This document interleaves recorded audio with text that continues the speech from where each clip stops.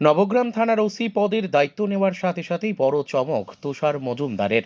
মুর্শিদাবাদের নবগ্রামের শিবপুর টোল প্লাজায় পুলিশের জালে গাঁজা পাচার চক্র উদ্ধার, 43 কেজি গাঁজা, আটক 6।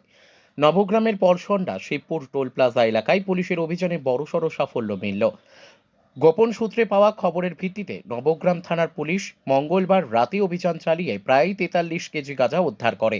এই ঘটনায় জড়িত থাকার অভিযোগে 6জনকে আটক করা হয়েছে। পুলিশ সূত্রে জানা গেছে, কোচবিহারের দিনহাটা থেকে একটি গাড়িতে করে বিপুল পরিমাণ গাঁজা কৃষ্ণনগরের উদ্দেশ্যে পাচার করা হচ্ছিল। খবর পেয়ে পালসন্ডা টোল প্লাজা এলাকায় নজরদারি শুরু করে নবগ্রাম থানার পুলিশ। সন্দেহভাজন দুটি গাড়িকে আটক করে তল্লাশি চালাতেই চোখ চড়কগাছ হয়ে যায় তদন্তকারীদের। গাড়ির ভেতর বিশেষভাবে লুকোনো অবস্থায় উদ্ধার হয় প্রায় 43 কেজি গাঁজা। ঘটনার পরপরই গাড়িতে থাকা 6জনকে আটক করে পুলিশ। এই চক্রের মূল পাণ্ডা কারা এবং এর পেছনে বড় কোনো নেটওয়ার্ক রয়েছে কিনা তা খতিয়ে দেখছেন তদন্তকারীরা। ধৃতদের বুধবার লালবাগ মহকুমা আদালতে পাঠানো হয়েছে। পুলিশ তাদের হেফাজতে নিয়ে জিজ্ঞাসাবাদের আবেদন জানাবে বলে জানা গিয়েছে।